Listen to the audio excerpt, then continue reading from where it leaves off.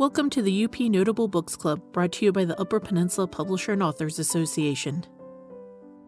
Karen Dionne's award-winning novels set in Michigan's Upper Peninsula wilderness have been translated into dozens of languages and landed on bestseller lists around the world.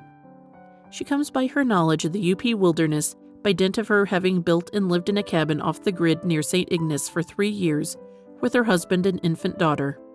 Karen has been active in the writing community for over 20 years. She co-founded the online writers community Backspace, organized the Backspace Writers Conferences in New York and the Salt Cay Bahamas Writers Retreat, and served on the board of directors of the International Thriller Writers.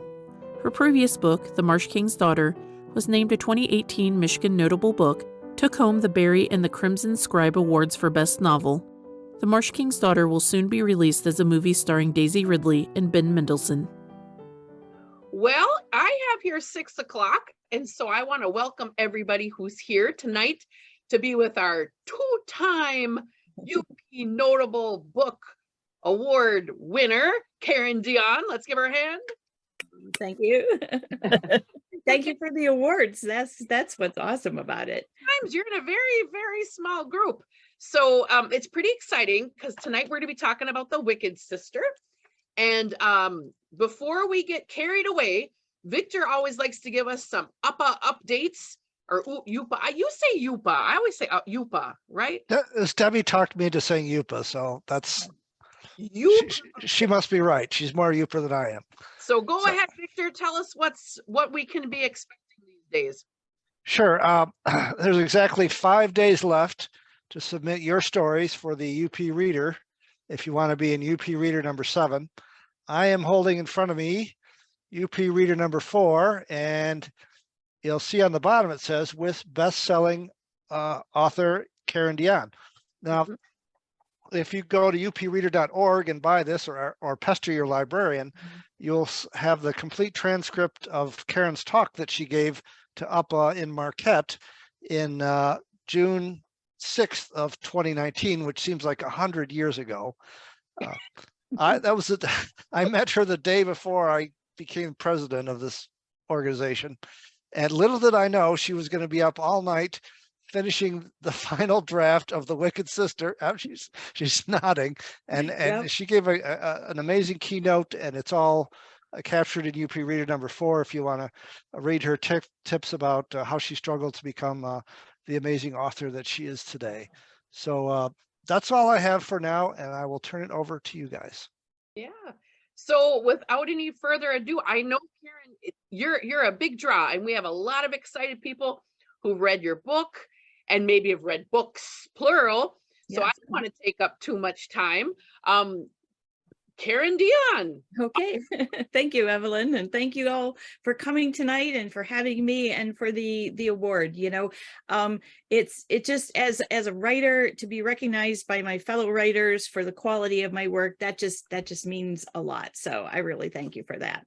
So I thought that I would begin by talking just a little bit about my writing background, not a great deal, but so because, you know, my recent books have been quite successful compared to my early books. So how does this happen?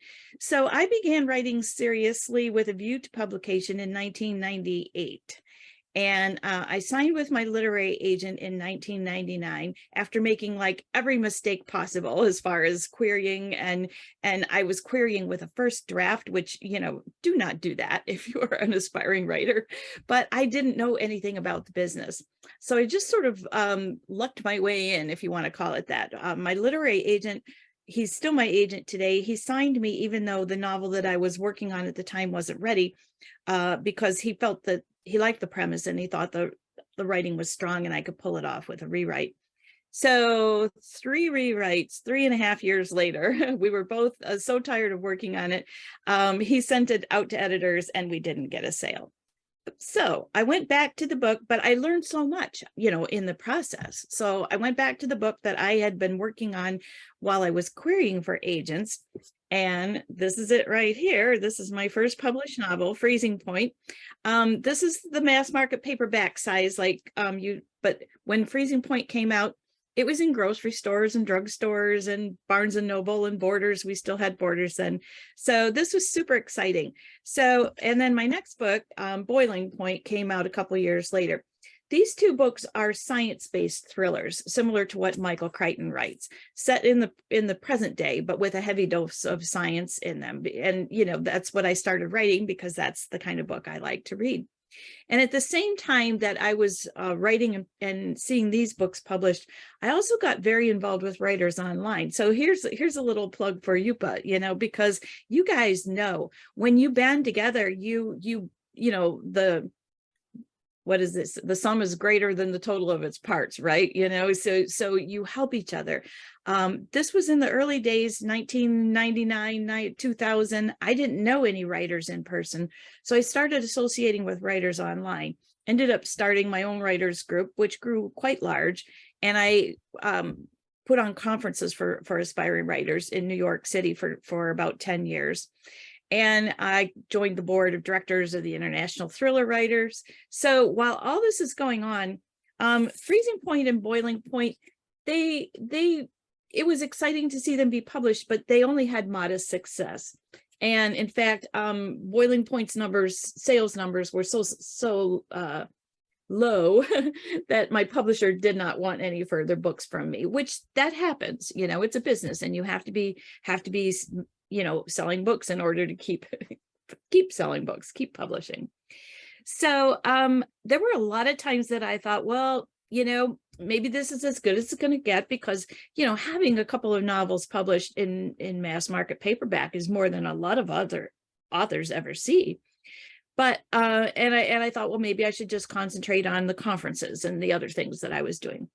But in the lead up to my 2013 conference in New York City, I happened to notice that a writer who had gotten her literary agent at one of my previous conferences was coming out with her next book.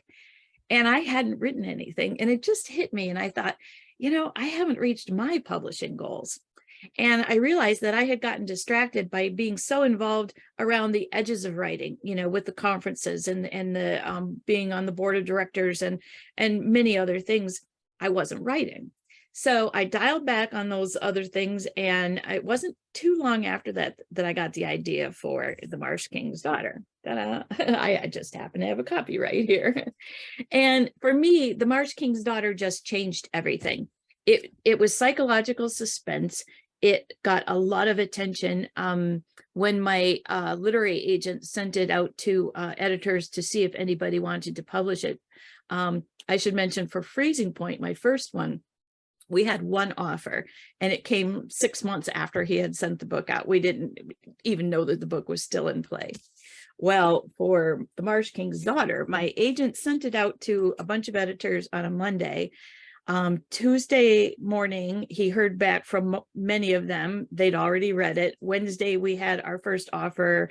Thursday, we had another offer. Friday, basically 10 days later, The Marsh King's Daughter sold at auction, and it was a 12-way auction, which means that 12 publishers wanted to publish the book, which was like, you know, yeah, it was really crazy.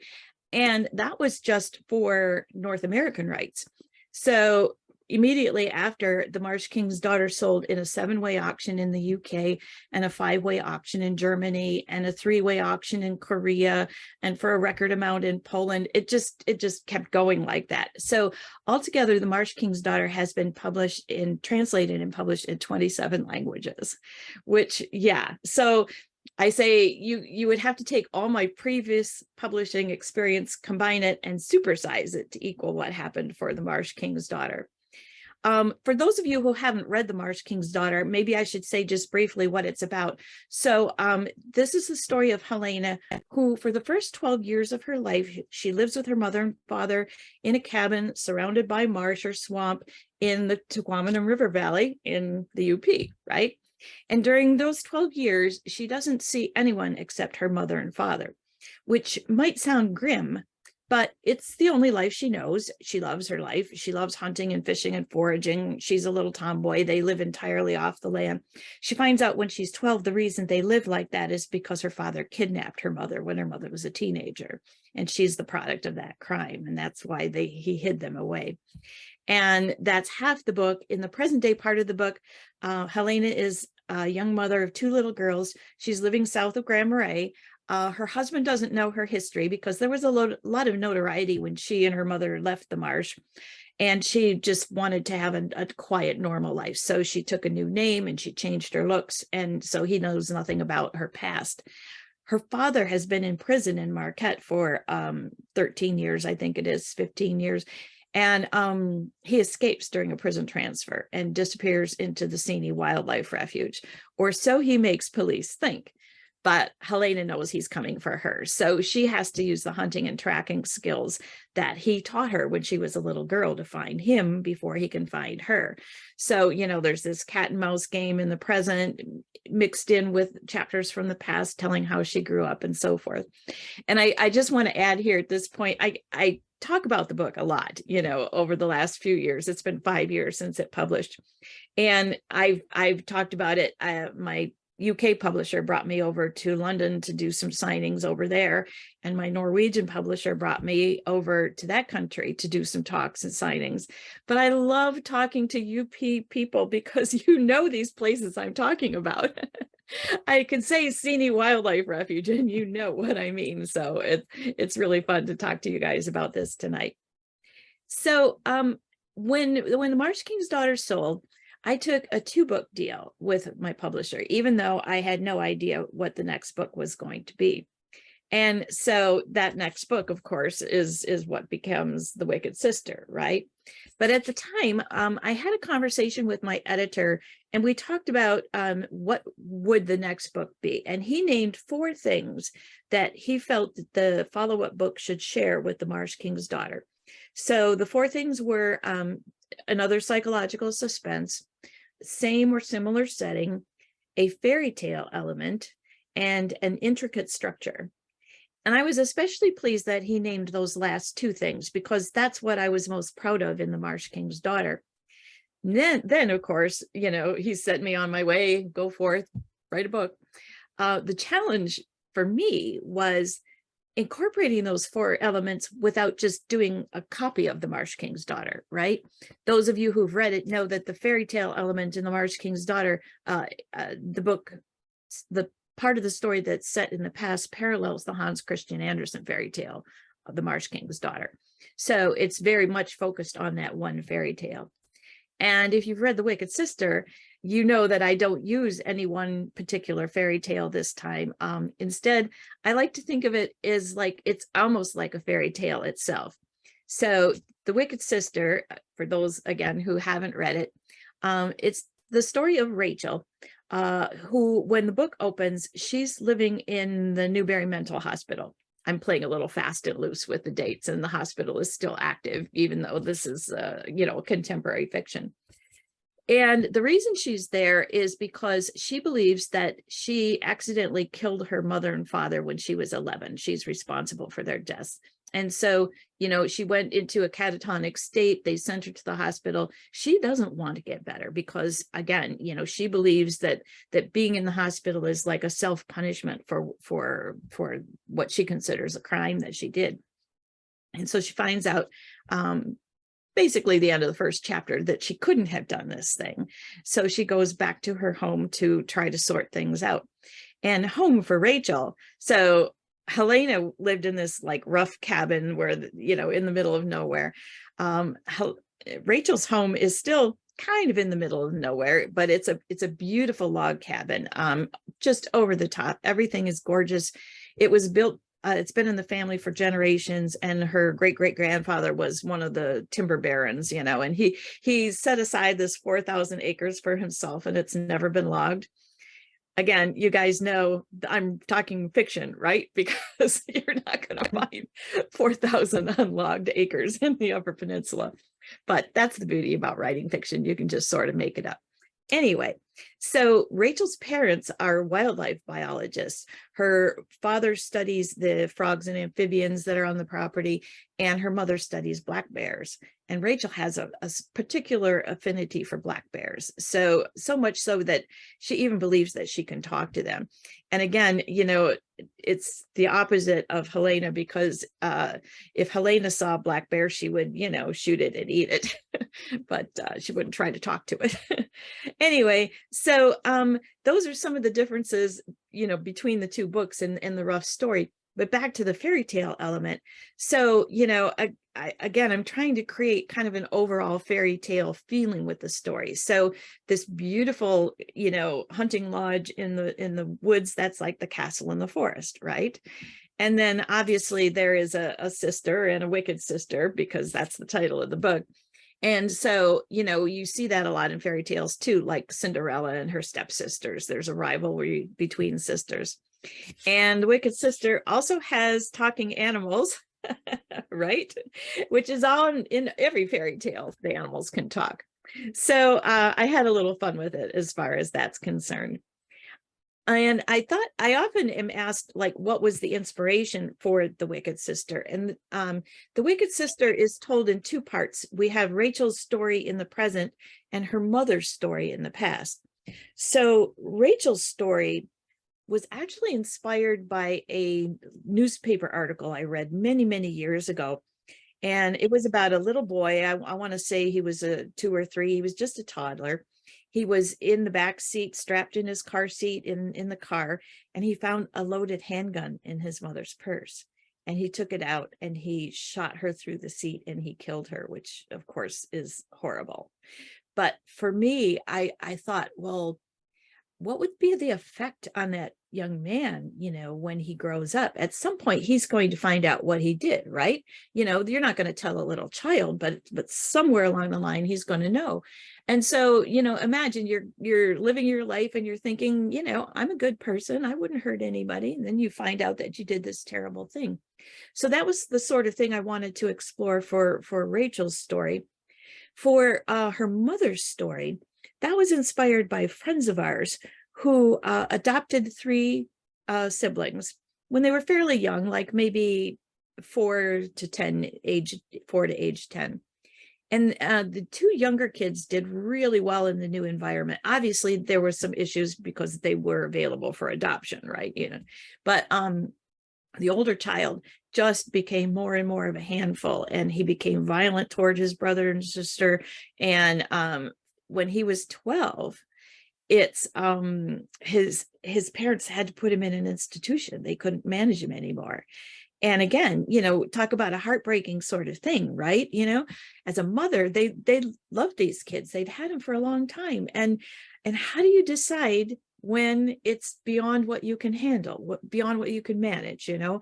And so that's the situation that Jenny is in. You know, obviously one of the girls is well, she's a psychopath. It's no big secret about that. So, you know, Jenny just tries to manage things on her own, and things go badly. So The Wicked Sister was also a bestseller. It was published in only 10 languages. But yeah, that's hey, we had a pandemic going on at the same time. You know, everything was a little wacky for the last few years. And so I thought I'd mention just a little bit of my inspiration as far as like the setting is concerned for The Wicked Sister.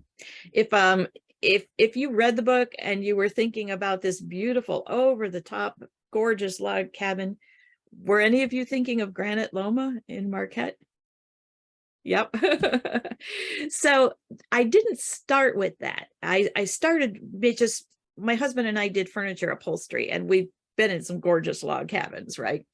But I happened to become aware of it, and you know, it was for sale, and there's pictures on the website, you know, for the realtor's website, and I definitely took inspiration from that, just looking at the pictures and details. Like there's in the stairway in the log cabin in the book it's made of half logs and with the bark still on, and then on the ends fairy tale scenes were painted. Well, there's a similar staircase in Granite Loma and so forth. So that was one. And then to the inspiration for the bears, I wanted to make bears a big part of the book because, you know, that's our largest predator, right? And black bears, of course, I know you guys know, they're not grizzlies, you know, they're not fierce and ferocious. And I wanted to depict them more or less as they really are. So I went up to Oswald's Bear Ranch he told me a lot of things about the bears that, made it into the book. Like, for some reason, I didn't think about it, but it's, because they all hibernate for the winter, they work like crazy through the summer to feed all those bears and take care of them. But then in the winter, the bears just go to sleep and they can go to Florida or wherever it is they want to go. So I just thought that was really, really interesting. And then in the book, as you know, I have a white bear. And I'm sure you all know, I wish I should have had printed out a picture, but this fall, right, there was a white bear spotted on a trail cam in the Upper Peninsula. So I'm a genius, clearly, for putting that detail in the book. And so that is about all I was going to talk about as far as like, my career and the 2 books and how they came about. I'm happy to take questions because, I get tired of hearing my own voice. So if anybody has a question, you can, I don't know, Evelyn, what's the procedure? Do they just raise their hand or unmute themselves or what? Yes, people just kind of raise their hand and ask questions and unmute themselves, and we're very casual. All right, very good. Okay. Go ahead, Jane. Yes, I was impressed with your research. I noticed you mentioned Northern Michigan University. They have an extensive bear research project going on. Did you contact any of those people? I probably should have. I didn't. My research focused mostly on the traits and characteristics of a psychopath, a child psychopath. And I had 2 main resources for that, which was an article in the Atlantic and an article in the New York Times. And as I say in the book, they don't officially diagnose children as psychopaths because, really, a lot of children have psychopathic tendencies, right? They're horrible little children. They have to learn how to control the different things, that they do.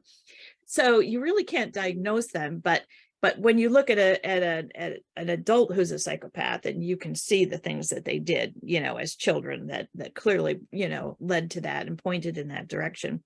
And I also used a resource on, there's a question and answer place called Quora, Quora, and experts will answer questions. And I happened to stumble on a section where people who say they are psychopaths would answer questions that people put to them. And I like the bears, I wanted the bears to be like as they really are. And I wanted to depict psychopaths as they really are. And, not deranged killers like in the movies, where they run around whacking people for no reason. We probably know psychopaths. We may have worked with psychopaths, because it's like anyone, with a disorder, they learn coping techniques, and they can get by and they can have relationships too, as long as the relationship serves them somehow. But like in this discussion forum, people would ask a question like, well, how do you feel if your girlfriend breaks up with you? And the answer is nothing. They feel nothing, it just doesn't affect them at all. So that was the main focus of my research, not so much the bears, although now you've got me curious. I'll have to do some more. Thank you. And I want to add, when I picked the book up about 4 o'clock in the afternoon, and I couldn't go to sleep until I finished it. Those of you that haven't read it, you're missing out on something. It was really good. And it did remind me of the Huron Mountain Club in Marquette. Yeah. Mm-hmm. Yeah. Thank you. Thank you so much for saying that. I really appreciate hearing that. Jan had a question. Mm-hmm. Hi, Evelyn. We have to talk later. Yes, I just wanted to comment. I live in Tucson, and your books are at our library, thankfully. And after I saw or read that Marsh King's Daughter, I was very anxious to read The Wicked Sister, but our library had so many holds on it, I knew I couldn't read it right away. So when I got this email from Evelyn about this meeting, I quickly checked, and of course the excitement is over. Not that it's over, but there were no holds on it that would impede me from reading it. So I grabbed it, finished it this morning. And the only comment I want to make, it's not a question, but when you spoke about the Marsh King's Daughter, I said that I thought you had such a nice ending. And of course, we're not giving anything away, And I felt the same way about this book. I thought things are happening and you just tied everything together so nicely. And I really appreciate that, because sometimes I watch a movie or read a book and it just ends. And yes, the author wants to make me think, but sometimes I think they just didn't know where to go with their story, but you always know where to go. And still I think about it. I'm still thinking, and I just wanted to say thank you for such, give me nice things to read. I appreciate it. Thank you. Thank you for saying that. And, the book that I'm working on now, I'm working on a third that's set in the Upper Peninsula, and I think it has a really cool ending. So we'll get back with you on that, and you can tell me what you think. I saw Sue had a hand up. When you start a book, do you know how it's going to end, or does that develop over the course of writing the book? Thanks. That's a great question. I usually do know how it's going to end. A lot of writers just start writing. I need to have an outline, because it's kind of like, if I'm going to drive to California, I need to know what highways to take. I know California is my destination, and that doesn't mean that I can't take side roads and stop here and there and, spontaneously do different things. So for me, I do know how the book is going to end. And in the case of The Marsh King's Daughter, I knew what the last sentence was going to be. And it's now the last sentence of the next to the last chapter, because my editor wanted me to tack on one more little scene, but that's okay. So it's funny, because it's like, it takes a year or more to write a novel. And, so always in the back of my mind is I'm writing towards that one point, right? And when you finally get there and you're like, yes, I get to put that last sentence in. So yeah, that's how it works for me anyway. Any other comments out there? Vanessa. Hi, Karen. Hi. Thank you for coming. So I read The Wicked Sister and I loved it. And then I read The Marsh King's Daughter because I love The Wicked Sister so much. So they're just excellent books, and I could not put them down, which is great. So I have two little girls, 3 and 5. One's sort of like, it was very parallel. I don't have a psychopath, but I have a little troublemaker, and I have a good little daughter. So it's very parallel to my life to read that. And my sister's name is Rachel. So that's kind of, wow. So I guess I wanted to ask you, how do you come up with the names of characters in your books? Because I thought Rachel and her sister's name, which I can't remember right now, were sort of different. So I just wanted to get your input on where you get the names of all your characters. Yeah, names can be challenging. It's kind of like naming your child, right? Sometimes a name just pops into your head and it fits, and other times you have to try out different ones first. In the case of Helena in The Marsh King's Daughter, that was a play on, it's the Marsh King's daughter name in the fairy tale is Helga. And so I made it Helena, because it's similar. And then Rachel, it just kind of popped into me. Diana, her sister, that was deliberately chosen because of, Diana, the goddess, the huntress, so yeah, that was the connotation there. But thanks. Right. I'm glad they fit. I felt like I was in the woods with them. It was very interesting. So thank you. Well, and I guess I didn't touch on it here right now, but for those who don't know, I lived in the Upper Peninsula for 30 years. So my husband and I moved to the UP from the Detroit area as a young married couple. And while we didn't live entirely off the grid, we lived in a tent and we built a cabin and we carried water from a stream and we sampled wild foods. And our daughter was 6 weeks old when we moved up into the tent. So I love the UP, and I love writing characters who love the Upper Peninsula. So, it's kind of doubly fun that way. Any other questions, comments out there from the crowd? Oh, Victor. I have a question and a comment. Well, I guess actually they're both questions. First, you seem to do the cliffhanger at the end of the chapter structure so well. Did you have to practice that, or does it just come to you naturally? I think it comes to me naturally, and I think one reason is as a person, I'm very easily bored.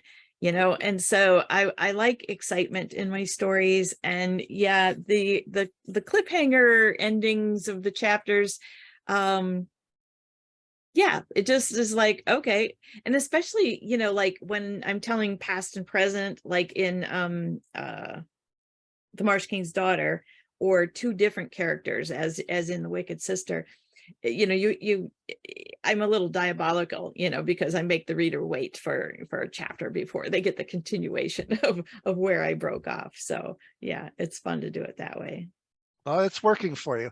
The other question was the incident at the pool, is that from a real life thing? I mean, it seems is. so. It is, very vivid. sadly. Yes, it was in one of those articles that I read. Oh, And the boy was 11, and he tossed a toddler in the pool, and when he was found, the toddler was already dead, and he was sitting in a lawn chair next to the pool.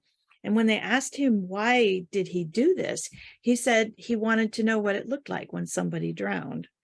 So it's, yeah, it's really awful, really awful. Most of the things that I have Diana doing as a child have really been done by children. So yeah, it's pretty horrifying when you think about it.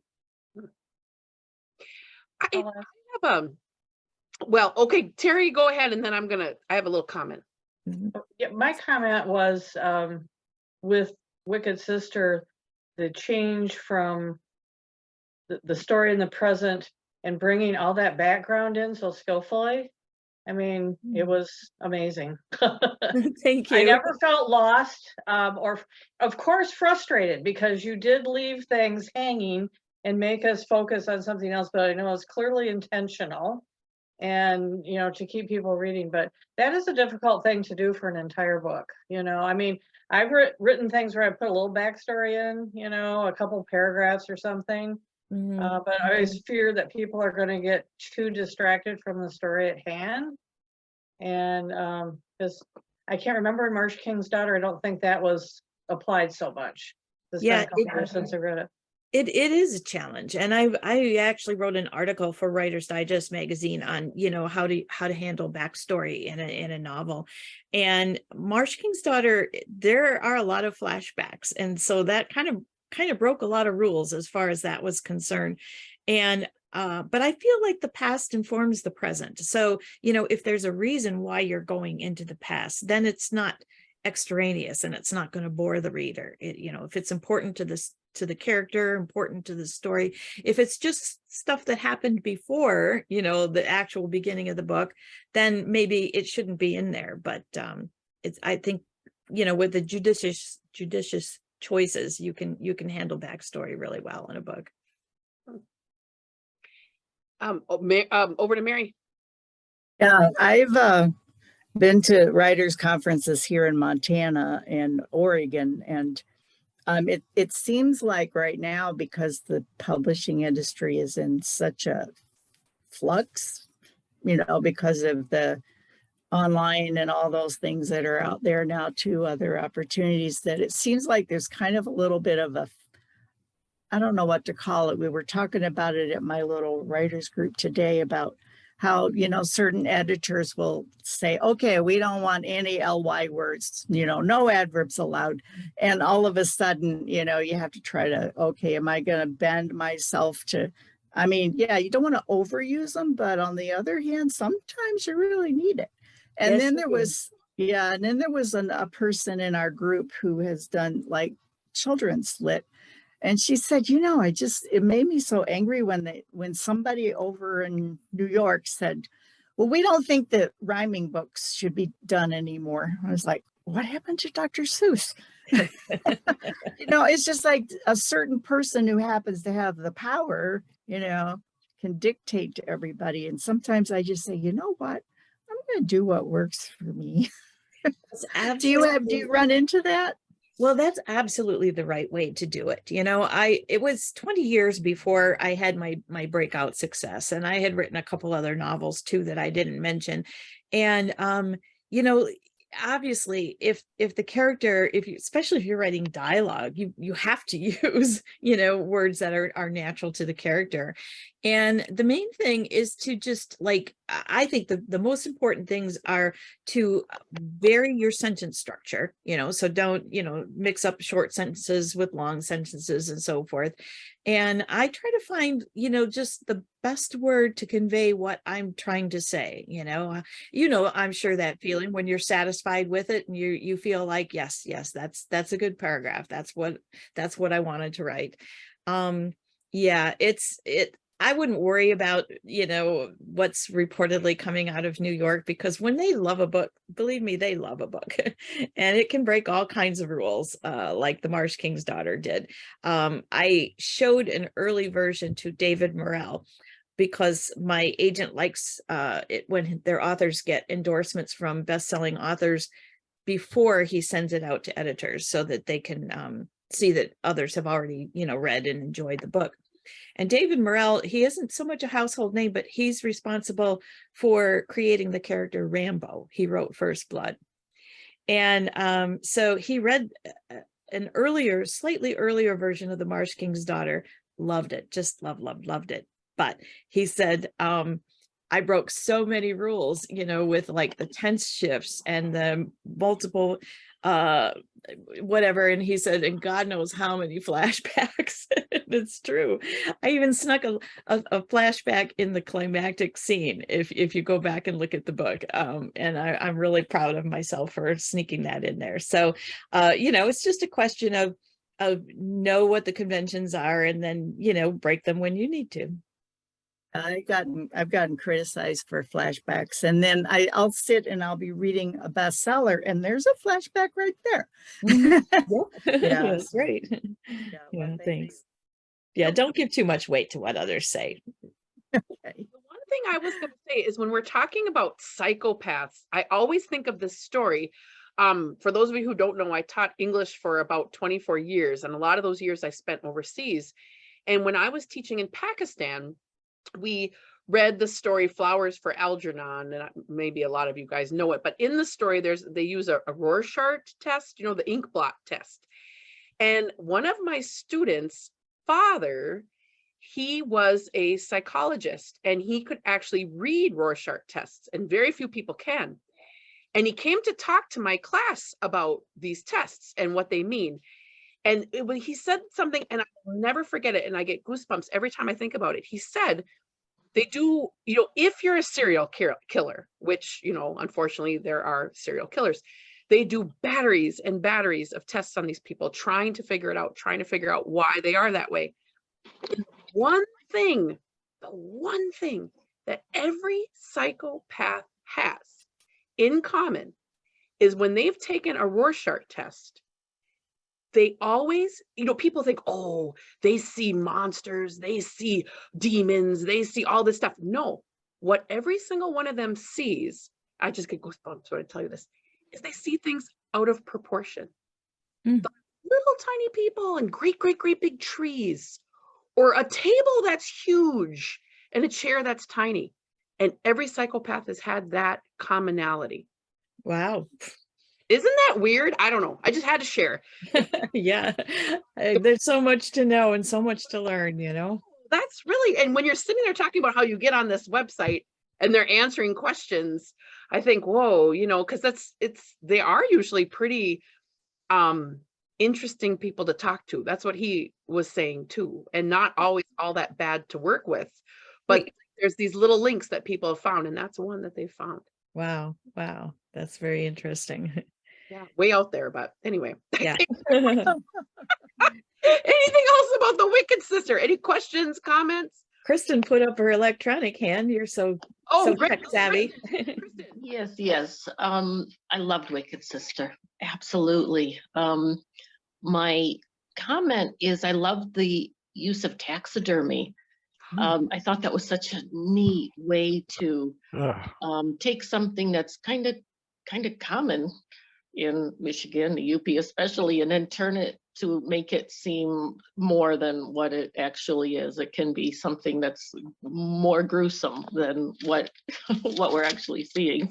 So that was my comment. But my question is, I felt there was some supernatural touches when she was when Rachel was talking with the animals. I know it was a fairy tale element, but it felt somehow supernatural to me. And I was wondering if in your future books you would incorporate any sort of otherworldly elements. I don't know how to really describe that communication with animals. Yeah, I've heard it. Love Thank you that. for that. Thanks for the comment too. I've heard it called magic realism, you know. So you just like it's set in the real world, but you just have a little element in there that's it's a little out there.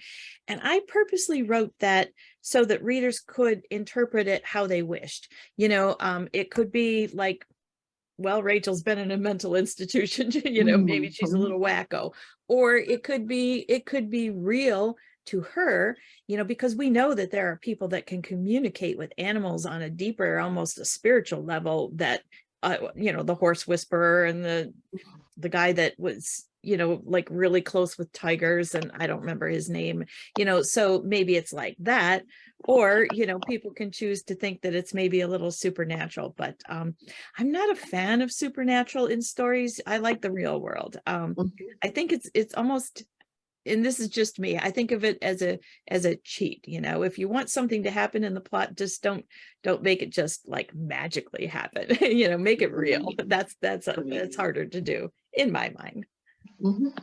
Thank you. Yeah, thanks. I have a question. Oh, are you finished? Are you finished? Yeah, I'm done. I'm done. Oh, okay. Well, this is Sharon, and I have a question that's more personal. How do you maintain balance, Karen? You seem like such an approachable, delightful lady. Who in your life helps you maintain that balance between being an international bestseller, you know, having a movie coming out, all this and that, you know, all these accolades, and yet keeps you grounded? Thanks. That's a really nice question. And, you know, the first thing that comes to my mind is like, I'm from the Midwest. We're all pretty down to earth, aren't we? You know, and I think that's so interesting. I really credit my parents hugely for the core who I am as a person. My parents, I had two sisters, and my parents expected us to excel, you know, because of course we were brilliant, wonderful, talented people, right? And, you know, they expected that we would get all A's in school, and we often did. But if we came home with a B, their attitude was always, well, I'm sure you did your best, you know, and like that. So I had this really, really secure upbringing. As far as like the accolades not going to my head, I have seen this happen with other authors. And so, you know, when The Marsh King's Daughter sold so outstandingly, I told my literary agent, remember we've been together for over 20 years. I said, if I start acting like a diva, you can call me out on it. Tell me what I'm doing. But I think the fact that success came later, you know, it doesn't really change who you are. Like, from a financial standpoint, obviously the sale of The Marsh King's Daughter and all these other languages and everything was life-changing for us. My husband and I, we were self-employed in the Upper Peninsula for our entire life. At the end, we did furniture upholstery. We didn't have any savings or pension plan, or no way for him to ever retire. So, you know, the book writing has been very good to us. But one of my greatest pleasures was, you know, after everything changed, was to go into the grocery store and put whatever I wanted in the cart, and I didn't have to add it up. That's wonderful. So, you know, you just don't forget those years. I mean, there was one time, we had 4 children. There was one time money was so tight, I would buy one candy bar as a treat and cut it into 6 pieces. And I do think it's funny, I included my husband and I. We wanted our share of that candy too. But, you know, I think it's good to remind oneself of that, you know. And yes, we're have financial security now, but we also, you know, try to be really generous with it as well. So the same goes for the accolades. Yeah, it just doesn't quite feel real that it's happening to me. It really doesn't. Like the movie, just blows my mind. You know, it's well deserved, well deserved. You're you. a beautiful person as well as an excellent writer. Well, thank you. But, you know, the people who are associated with the movie are so talented. And, you know, they all only make 2 or maybe 2 movies a year, and that they would choose to, you know, use their time and energy to bring Helena's story to life. It just is so amazing. I never will get used to it. Yes. Well, thank you. Thank you very much. Yeah, thanks.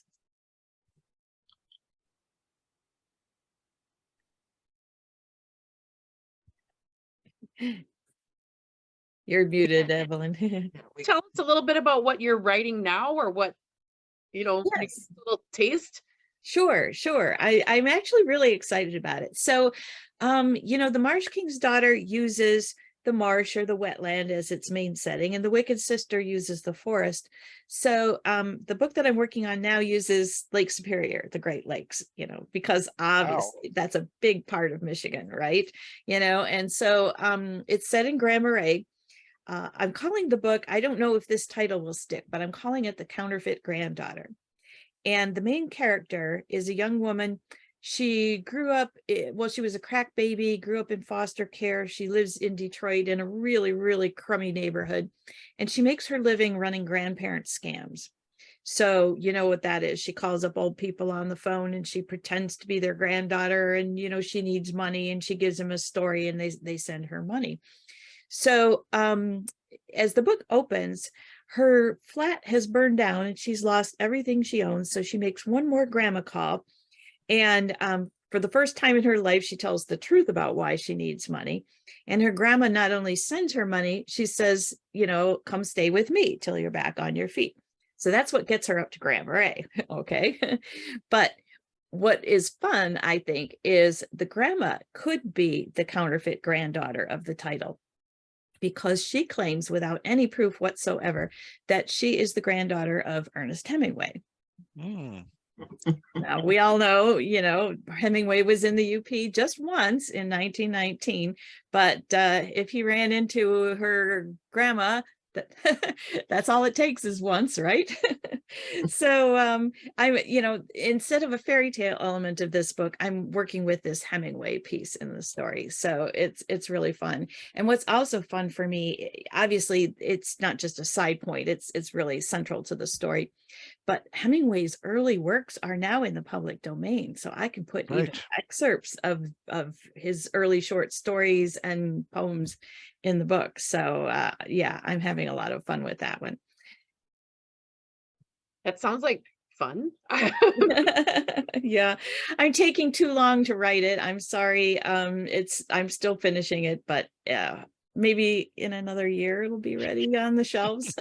So thank you for your patience. Meanwhile, read all the other great books that are out there, because there's lots of them. Do we have any other concluding comments or questions or anything? Yeah. I have a question. You talked about the movie. I'm just curious. Sometimes I see movies when an author has a cameo appearance in the movie. Are you going to have a cameo appearance? Yeah, you know, I was talking before everybody logged on just a little bit about the movie, so I'll repeat a few things. They filmed it last in the summer of 2021, not last summer, but the summer before. And at the time, Canada had a 2-week quarantine for anybody coming from the States if you were vaccinated. So I was not able to visit the set. I was not able to have a cameo. I wanted to be the woman in the market scene shopping for groceries in the background, you know, picking up fruit or something like that, because I don't want a speaking part. But no, that didn't happen. And it was really, so the movie was under option for 4 years. So for 4 years, as it, you know, there's some forward movement and then it stalls and whatever, I was always had in the back of my mind, I'm going to visit the set. Well, so the way it turned out, Canada lifted their 2-week quarantine restriction on August 9 of that summer. The last day of filming was August 6. That Next was hard to time. take. That was really hard to take. But I told myself, the movie got made. Some movies didn't get made, COVID broke out on the set, that was the end of it, or they got postponed. So, and so I really don't have any complaints about it. And I will say this, so the studio knows that, of course, I didn't get to visit the set, but so last May, they sent me a link to where I could watch the movie online. I could stream it, kind of in compensation. The actors haven't seen it yet, but I've seen the movie. The link was active for a week, and I watched it 9 times. Wow. Yeah, but I love it. I love it. It's gorgeous, scenery, and the music is very powerful, and the storytelling is wonderful, and the acting is superb. There's a moment where Daisy Ridley has to change from looking friendly to looking fierce, just in a fraction of a second, and she does it. I don't know how she does it, but it's really, really nice. And I will say this, I mentioned I watched it 9 times. I would tear up at the ending every single time. And it's like, I know how this movie ends. Right? But there were times when there would be a bit of dialogue, or, much has changed. Obviously, it has to be, because this is an adaptation. It's based on my book. They're not recreating my book. But there would be times when, a certain scene, or even a piece of dialogue, and I would think, I wrote that. It's so crazy. I wanted to ask if you could give the names of your scientific ones. I have to confess, my interests are more on that line because of my background. Yeah. Well, so they're both out of print. Okay. You can get used copies on eBay. I don't think a library would have them anymore, because they would be pretty well worn and probably tossed out. Yeah. Freezing point and boiling point. And while we're doing show and tell, so I told some I'm not at home. I rent a room, and I schlepped a few of the foreign copies of The Wicked Sister down, and I forgot to show them. So I lugged these books down here. This is Korean, right? Okay. And this is Polish. I hope you can see it pretty well there. Oh, yeah. It's very clear. Yeah. This one is interesting. This is Hungarian, and you can see there, it's quite the picture with the animals and the girl lying in the grass and so forth. This one is Dutch, so again, eerie. And this is the German. I do think it's funny, because when I first saw this cover, I thought, are you kidding me? Because this cabin is like shabbier than Helena's cabin, and it's supposed to be a beautiful cabin. And then they call it Die Rabentochter, which is the Raven's daughter. So nothing about Wicked Sister. But I was told that they made these choices because it was 3 years between The Marsh King's Daughter and The Wicked Sister publishing, and they wanted to remind people of The Marsh King's Daughter. And it was a bestseller in Germany, as The Marsh King's Daughter was. So I guess they knew what they were doing. See, it says Der Spiegel bestseller. So that was cool. So that's show and tell. Thank you. Thanks. Well, thank you. That was nice. Yeah. Yeah. Okay. Well, I got to get back to gallery to see if anybody else had anything. Well, Karen, I just love how you said you're a little bit diabolical. You're so cute and nice with the book and the plant. I just don't. But then you write these books. Maybe you are a little bit diabolical. Yeah. I don't know.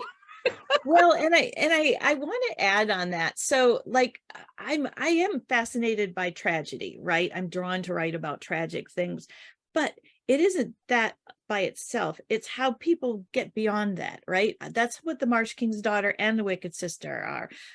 We know the reality is that I had a perfect childhood and upbringing, but not everybody does, and some people have really crummy upbringings. And so how do you become an adult and not be defined by the circumstances that you grew up in? How do you get beyond that? So I think of them almost as stories of redemption. And exactly. Thank you. Thank you. So yeah, and you know, if you're going to be redeemed, I guess you have to have some bad stuff happen. So yeah. Yeah, well, we'll see what happens to Hemingway, I guess. Yeah. Yeah, watch for that one. It's really nice, Karen. It's nice that, you know, I don't know about how the others feel, but somebody who's, you know, from the Upper Peninsula, it's nice to be written about, and it's nice to have you want to talk to us about it, because, and Victor, I think, can attest to this, there are other authors and they get famous, and you know that they're on to other things. They don't want to talk to us. So I'm glad you do. Well, thank you. Thank you. And you know, like the UP has such a special place in my heart. And again, you know, I talk to a lot of groups, but when I talk to Michigan readers, I just feel like we really connect, you know, and even whoever made the comment about the taxidermy and it being common, oh my goodness, I get roasted for that on Amazon. People think it's horrible. And they think it's horrible that Helena eats animals. And it's like, no. Hunting season's coming up. We know how it all works. That's right. Oh gosh. Well, thank you so much, Karen.